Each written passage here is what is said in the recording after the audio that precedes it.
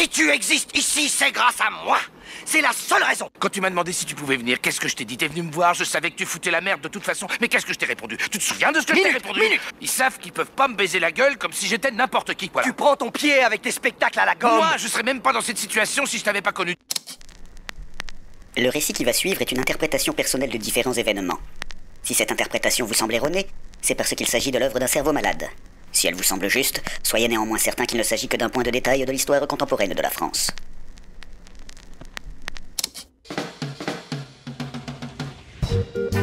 Des images dont tout le monde se souvient et qui illustrent de manière dramatique le début de la deuxième intifada.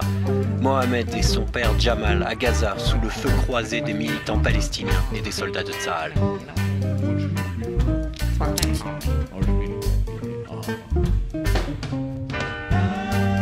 Plusieurs voitures incendiées, des pompiers débordés, des abribus saccagés. Voici ce que l'on pouvait voir cette nuit aux abords de la mairie de Clichy-sous-Bois. Un centre-ville défiguré par des scènes de violence urbaine. Un déchaînement consécutif à la mort de 2 adolescents, électrocutés par un transformateur EDF, près duquel ils s'étaient cachés quelques heures auparavant.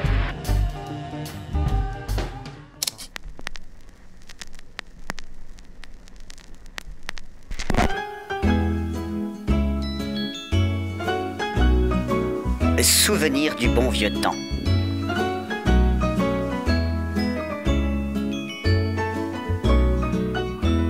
Souvenez-vous. Nous étions en 2007 et le vieux phacochère de la vie politique française se lançait dans sa dernière campagne présidentielle. Si je me présente à la présidence de la République, c'est parce que j'estime en avoir la force physique, morale, mentale, psychologique, affective, etc. Là où son concurrent dans la course surfait avec la vigueur d'une hyène cocaïnomane sur les émeutes de banlieue de 2005. Vous avez assez de cette bande de racailles. On va vous en débarrasser. Jean-Marie Le Pen se montrait sous un jour de grand-père sympathique et presque modéré qu'on ne lui connaissait pas. Les choses évoluent, je le reconnais. Je ne suis pas arc-bouté sur mes positions de juvénile, de jeunesse. J'ai même, au moment des événements des cités, émis un certain nombre de jugements dont certains de mes amis ont trouvé qu'ils étaient trop modérés. Eh bien, où était donc passé cet homme qui agressait des femmes et amusait la plèbe de son franc-parler? Je vais faire courir, moi, tu vas voir le rouquin là-bas. Hein? PD? Je crois à l'inégalité des races, oui, bien sûr. C'est évident, toute l'histoire le démontre. Je ne suis pas raciste, par conséquent, et je puis le démontrer. Ça ne vous dérange pas qu'il soit noir? Non. Vous n'êtes pas raciste? Mais non. Vous n'êtes pas raciste? Quelle idée. Moi non plus, que l'horreur. Et les 5 piliers de l'islam ne sont pas incompatibles avec l'appartenance à la communauté nationale française. Notez qu'à l'époque, il n'était pas bien compliqué d'apparaître modéré face à ce porteur de talonnettes bourré de tics nerveux. Mon devoir, c'est de nettoyer la cité des 4000, des trafics et des trafiquants. J'avais promis qu'on irait nettoyer la cité. Tous les jours, nous envoyons la police pour obtenir des résultats. Qui aujourd'hui se rappelle de cette époque joyeuse où les équipes de communication du Front National choisissaient une jeune femme issue de la diversité pour porter les couleurs de la France sur leurs affiches. C'est également vers cette époque que le très jovial monsieur Philippe Péninck, connu pour avoir ouvert le compte en Suisse de Jérôme Cahuzac, rédigeait les statuts du site Égalité et Réconciliation. Cette plateforme d'information créée pour donner la parole au polémiste Alain Soral, cet ancien chroniqueur de mode qui voulait unir patriotes français et jeunes de banlieue autour de la droite des valeurs et de la gauche du travail.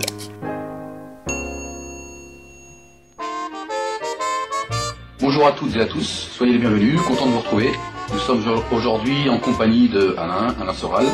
Bonjour. Bonjour. Le voile, même en tant qu'objet de mode, c'est moins laid, c'est moins vulgaire.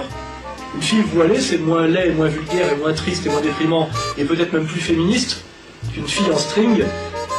C'est dans ces années-là que cet homme et son petit camarade, le comique troupier Mbala, sûr mieux que quiconque, expliquaient aux jeunes issus de l'immigration que tout leur malheur était dû aux sionistes du Grand Israël. Et que, en conséquence, cela leur faisait un point commun avec Jean-Marie Le Pen, qui n'était pas un PD. Hein? PD? Je ne dis pas que les chambres à gaz n'ont pas existé, mais je crois que c'est un point de détail de l'histoire de la Deuxième Guerre mondiale. En fait, moi j'aime Le Pen pour ça, j'aime certains gars de banlieue pour ça, j'aime Dieudonné pour ça, j'aime un monde où il y a encore des hommes qui sont des hommes, des femmes qui sont des hommes.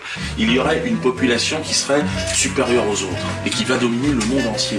Eh bien, il y a des résistants à cela. Et moi, je fais partie de ces résistants. Et Jean-Marie Le Pen, dans son coin, fait partie de ces résistants aujourd'hui. Non, madame, je n'ai pas à me soumettre à vos histoires de Shoah. C'est chacun ses histoires. Je respecte votre souffrance dans la mesure où ça n'empiète pas sur ma liberté d'expression. Ta grand-mère, j'en ai rien à foutre. On va pas marcher. Et je vais même te dire, je lui pisse à l'arrière. Néanmoins, d'où pouvait venir cette rancœur tenace de nos protagonistes envers l'État d'Israël? Il est vrai que Alain Soral, romancier provocateur, était devenu au cours des années 90 un habitué du petit écran. Moi, pour aller radicalement au fond du problème, je ne suis pas spécialement pro-palestinien, je suis français et j'en ai rien à foutre. Ce qui m'emmerde, moi, c'est que en France, on est en train de faire monter des communautarismes opposés qui sont en train de foutre en l'air quelque chose qui était de l'ordre de la paix républicaine. La prose sulfureuse de cet homme allait finalement l'éloigner définitivement des plateaux de télévision jusqu'au jour où, lors d'une séance de dédicace, il fut la victime d'une bande d'extrémistes pro-israéliens.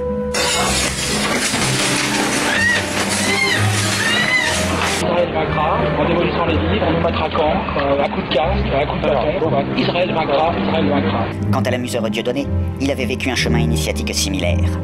Lui qui avait fait rire la France entière avec son ami l'humoriste Semoun. Ça marche les allocations, ça paye les bananes. Ah, paye les cabras. Il ne faut pas s'énerver comme ça, quoi. Il n'y a pas marqué palestinien, là, quoi.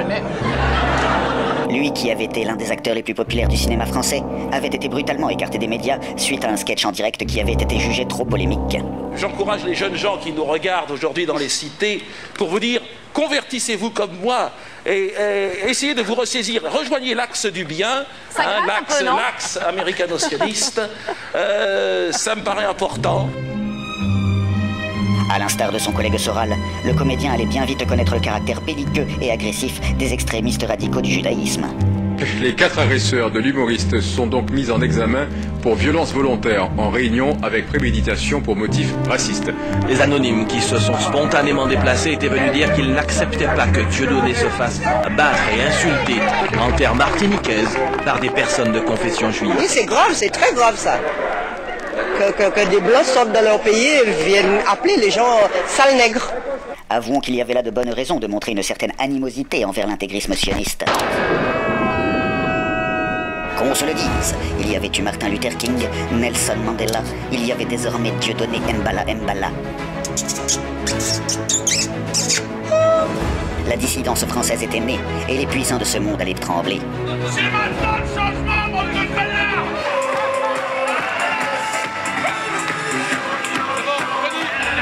Ainsi, quand vint l'élection de 2012, il fut bien normal que le bon monsieur Péninck devienne le conseiller de Marine Le Pen et que ces braves gens soutiennent comme un seul homme le Front National. Normalement, Zemmour, c'est littéralement un patriote français proche de moi, finalement, sur des analyses. Il appellera à voter Marine Le Pen. Alors, lui, c'est Mélenchon. Il est marrant. C'est un genre de Marine Le Pen, mais factice. Désormais, pour lutter contre l'abominable franc-maçon illuminati pédosataniste François Hollande et s'opposer à la politique de son chien de garde, le gentil Manuel Valls, jeune de banlieue et patriote amateur de charcuterie allaient s'unir autour de la quenelle.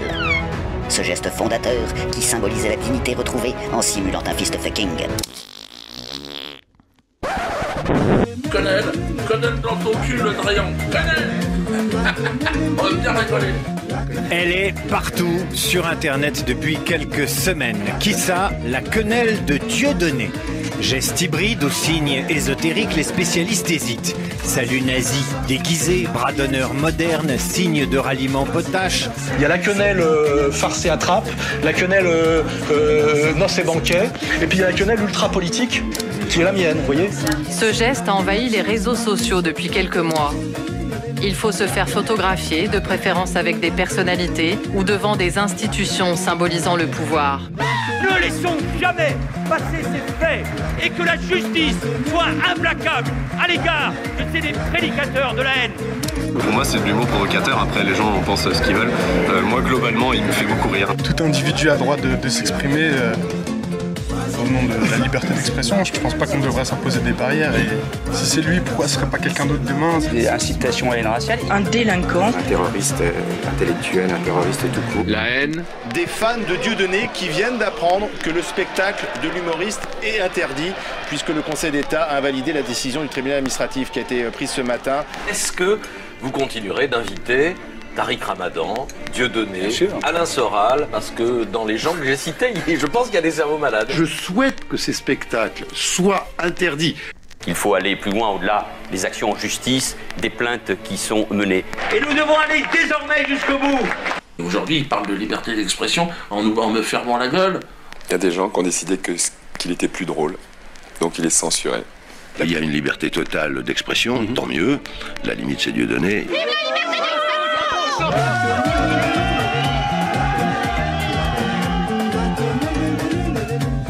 Quand je dis que j'aime Dieudonné, le premier mot qui arrive, c'est antisémite, c'est choquant, c'est toutes ces choses-là et non. Avec Dieudonné, c'est un antisémitisme black blanc beurre. En gros, et une dernière encore. Il y a une troisième encore. Prenez ça, mais en gros, pour les sionistes là.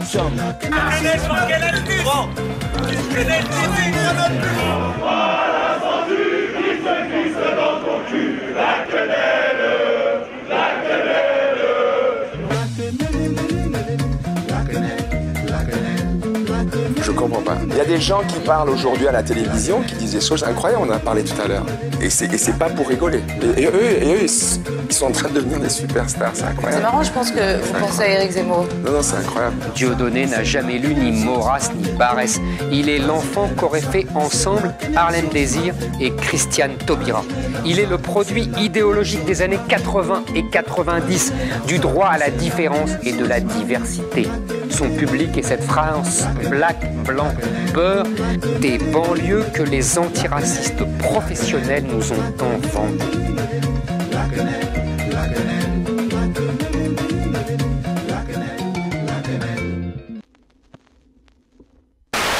La politique, je vote pas. Pour moi, c'est la même, je les emmerde tous. J'ai ma société, ma camionnette elle est là, mais je chôme. Pourquoi je suis là dans la rue? Parce que c'est la crise, il n'y a pas de boulot. Je cherche dans tout, je trouve pas. Il n'y a pas d'ITAF, il n'y a rien. Tu fais comment? T'as des enfants à nourrir, tu fais comment? Et après on te parle de quenelle, de ceci, de cela. Ah, nous notre problème c'est quoi? C'est ça. On dit que Dieudonné côtoie la droite. Mais la droite et la gauche c'est la même chose. L'extrême droite en plus, mais ils se mangent tous dans la même assiette. Regarde ce qui se passe. J'ai vu récemment une photo de 4 jeunes de banlieue à côté de Le Pen en train de faire la quenelle. Voilà.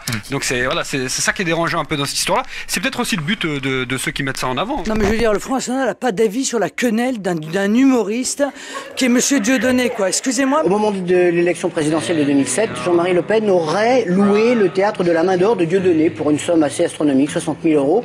Et certains y ont vu un financement déguisé de la société de production de Dieudonné. Oui, je remarque que ceux qui s'intéressent à ce type d'informations vont plutôt regarder au Front National et vont pas regarder à l'UMP. Allez, bon, les Français circuler, il n'y a rien à voir. Je dois dire que considérer que la quenelle c'est un geste nazi, je dois dire qu'il n'y a que dans la tête de M. Valls que peuvent naître de telles aberrations. C'est évidemment un geste antisémite, c'est un salut hitlérien à l'envers. C'est pas une surinterprétation de dire ça, c'est de l'évidence encore une fois. C'est simplement pour s'amuser, c'est pas un geste antisémite. Soit on nous dit qu'on peut rire de tout, ou on peut rire de rien. Est-ce qu'aujourd'hui on peut rire de la Shoah comme on peut rire de l'esclavage? Non, je pense pas. La célèbre quenelle n'est peut-être pas un salut nazi, mais elle est, si vous voulez, un bras enfilé dans le fond du sionisme. Calme-toi. Je vais pas te déporter. Je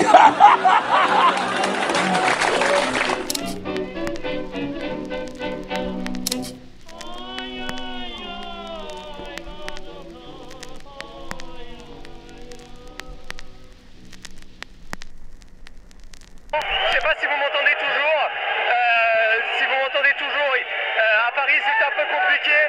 C'est un petit peu compliqué, mais les CRS. Ainsi, le soulèvement allait-il enfin se concrétiser?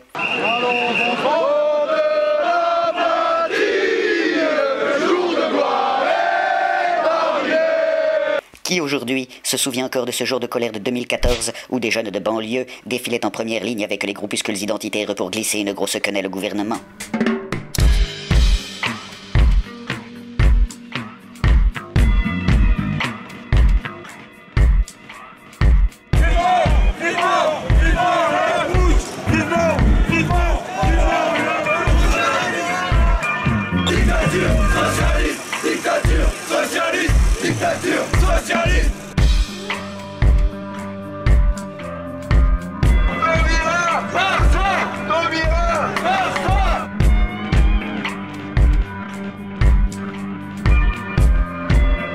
Catholique, royaliste, nationaliste.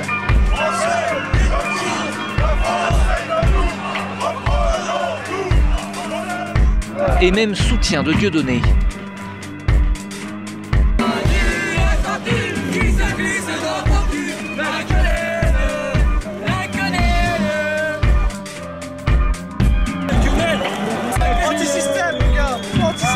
On est avec toi, Diodo. C'est quoi le message aujourd'hui? Déjà, les colères de la France, les colères de Fils de pute, fils de pute.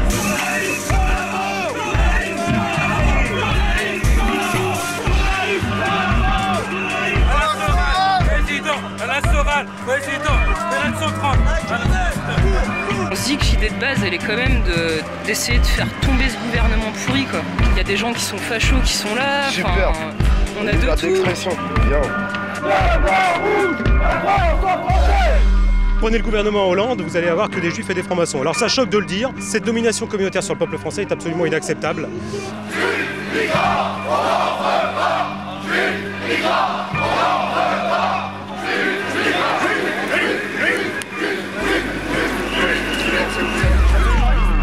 Était-ce une idée lumineuse de rallier assez nostalgique du maréchal Pétain tous ces jeunes issus de la diversité qui avaient à cœur de dénoncer les élites du monde occidental?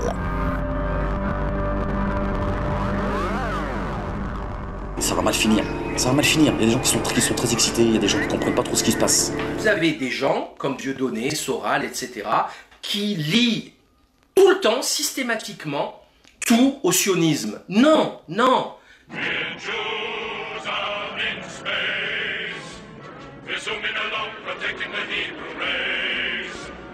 Il y a des escrocs, c'est ni des juifs, ni des sionistes, ni rien. C'est juste des arabes, des français de pure souche, l'ennemi en face. Il est aux aguets, il le sait, il l'a observé. Et d'ailleurs, c'est pour ça qu'il les laisse faire. Sionistes de merde, vous voulez nous agresser? On va rigoler ça. Attends, regarde. Un blanc parmi les noirs, les arabes, mon frère. Ces jeunes savaient-ils que, pendant qu'ils se découvraient une indignation pour le sort du peuple palestinien, l'homme qui leur avait tendu la main, le mystérieux Monsieur Péninck, invitait aux sauteries du Front National le ventripotent Monsieur Nataf, porte-parole de la Ligue de défense juive. Cette organisation classée terroriste en de nombreux pays et dont la principale activité en France consistait à venir se battre à coups de mobilier urbain dans les rassemblements pro-palestiniens.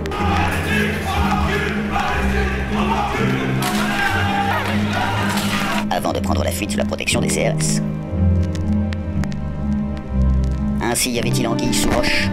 J'ai rencontré des Français qui vivent en Israël ou qui passent leur retraite, qui sont très inquiets de la situation en France et qui voulaient un peu connaître les positions du Front National de Marine Le Pen sur un ensemble de questions qui se posent aujourd'hui. Le glissage de Chanel est un sport de panache. Ouais, ben fous pas de ma gueule derrière.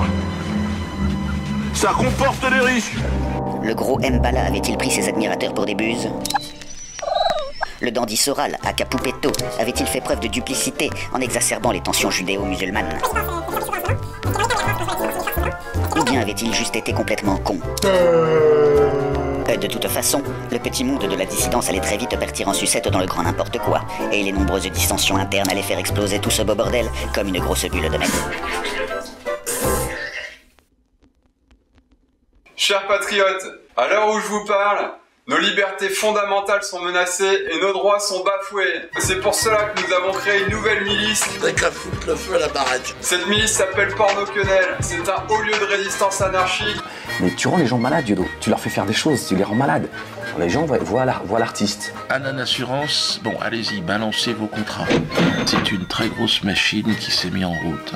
Dans un an, je pense qu'on sera en mesure d'apporter à peu près 1 million d'euros à Gaza, mais sûr et certain. Tu as dit qu'au bout de 2 ans, la Anan Assurance, blabla, 1 million d'euros pour Gaza, que tu allais faire plein d'activités de type humanitaire, il n'y en a eu aucune, alors que toi tu as fait des millions d'euros de chiffre d'affaires. Je suis très fier de la réussite de ce projet.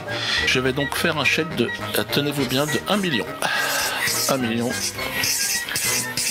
de francs CFA, hein, parce que je suis donc, comme tu le sais, maintenant installé au Cameroun. Et... Le complotiste, oui, mais Dieudonné, quand il fallait faire le chèque d'1 million d'euros pour Gaza, tu l'as pas fait.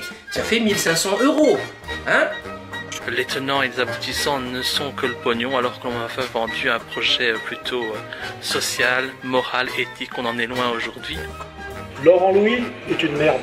Mais le Front National est à 30%. C'est pas ta ligne qui l'a mis à 30%, c'est parce que les gens en ont plein le cul des Arabes. Bordel. Non.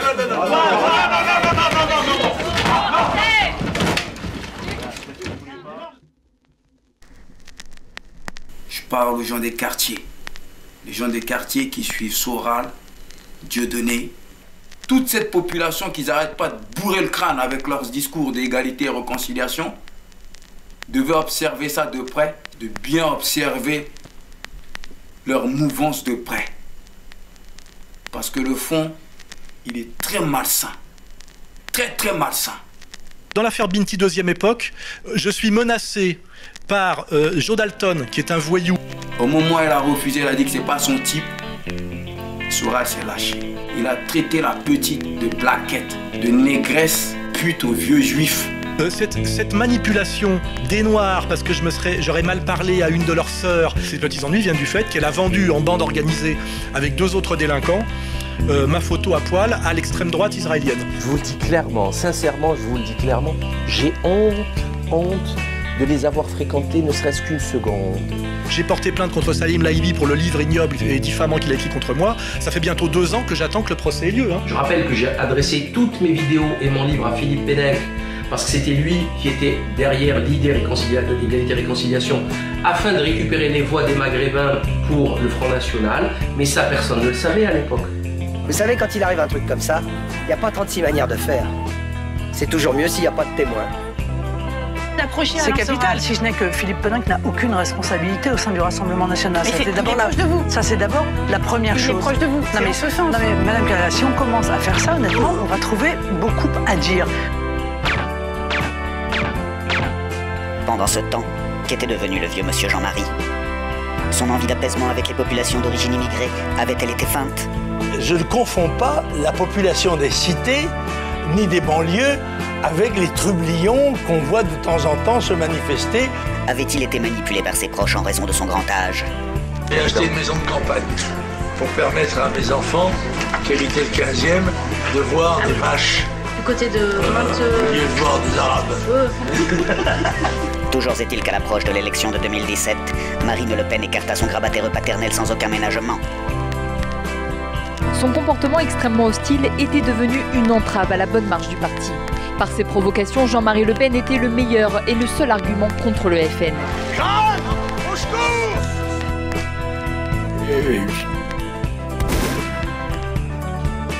La décision, elle est tombée peu après 20h. Vous êtes exclu du FN pour avoir attaqué à plusieurs reprises la présidente du Front National, votre fille. Vous avez fondé ce parti. Qu'est-ce que vous ressentez ce soir? Alain Soral, de son côté, vieillissait de plus en plus seul, rendu has-been par une jeune garde dissidente encore plus outrancière. Le problème, Soral, c'est que tu dis absolument tout et son contraire, comme cette vidéo vient de le prouver. Quémander le respect quand on est un mythomane drogué sodomite, bah c'est aussi infligeant que de viser le titre mondial d'escalade quand on est un putain d'obèse tétraplégique. C'est plein de bonne volonté, on aurait presque envie de te le donner, mais tu restes quand même une merde. Quant à sa prose sur le complot judéo-maçonnique, elle n'était plus d'actualité.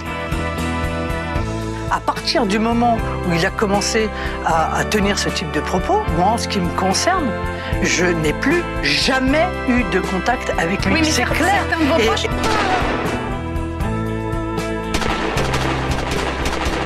De toute façon, entre-temps, la France devait connaître le traumatisme des vagues d'attentats islamistes.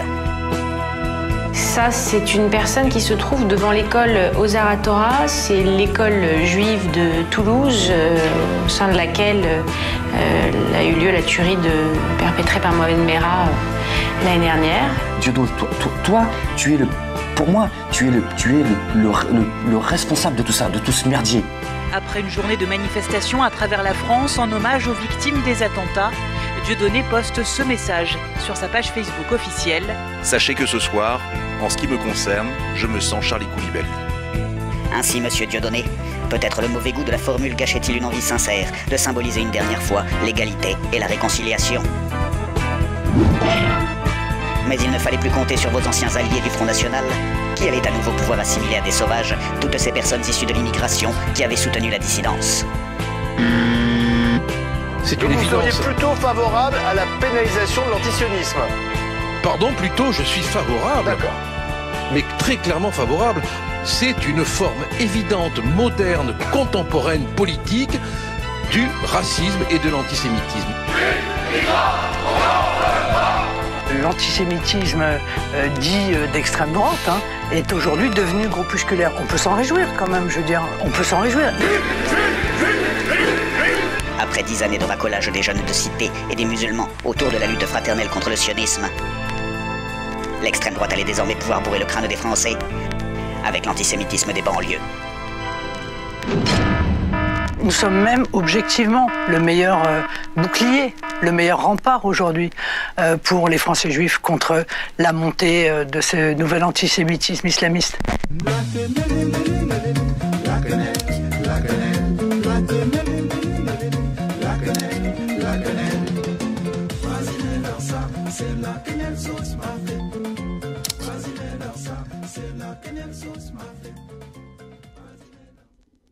Vous venez de voir un numéro spécial de La France en marche. Si ce contenu vous a plu, n'hésitez pas à partager, à vous abonner, ainsi qu'à mettre des pouces up. Si vous souhaitez soutenir financièrement ce travail, rendez-vous sur notre page Tipeee pour m'offrir un café.